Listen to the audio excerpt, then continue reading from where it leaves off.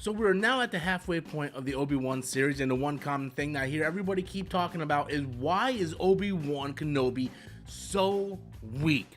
Well, the answer is not that complicated. If you guys enjoyed this video, please be sure to smash that like and subscribe button, as well as jumping over to my gaming channel. We're on the road to 1,000 subscribers. Can only do that with each and every one of your support. I will have the link in the description box below, as well as a pinned comment. So why is Obi-Wan so weak? Well, the answer again is not that complicated if you actually sit back and think about it. You see, Obi-Wan has been on Tatooine for 10 years. It's been 10 years since the events of Revenge of the Sith. Not only that, Revenge of the Sith, both Anakin and Obi-Wan were in their prime. They were fighting at their highest level. Since then, Anakin has lost his limbs, been set on fire, and has been contained inside a giant iron lung for the past decade. Obi-Wan, on the other hand, has been in hiding on Tatooine, a giant desert planet with 2 suns, as well as cutting himself off the Force for the past 10 years in hiding of Order 66 from all of the Emperor, Vader, and his Inquisitors. So anybody who thought we were going to be getting this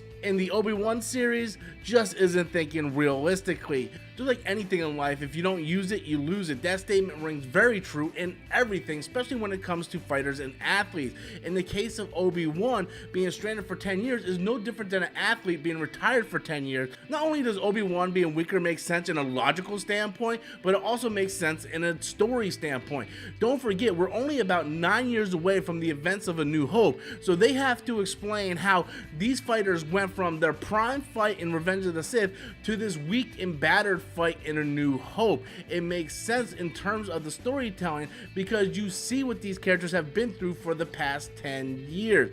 Vader is clearly not the same person he was in Revenge of the Sith. He is more machine now than man. Obi-Wan, who has cut himself off from the Force in hiding of the Inquisitors, trying to stay low, trying to keep a low profile on Tatooine, all the sand, the desert, the weather, everything weighing on him on Tatooine, and he hasn't picked up his lightsaber in 10 years. Anyone who's expecting Obi-Wan to pick up his lightsaber and still be that badass fighter from the prequels is just not thinking realistically. So why is Obi-Wan so weak in this series? The answer is just simple. When you look at it from a logical and a story standpoint, it just makes sense. These fighters are no longer in their prime. Obi-Wan hasn't done anything remotely to the skills that he has done as a Jedi in the past decade. Of course, your skills will deteriorate after time.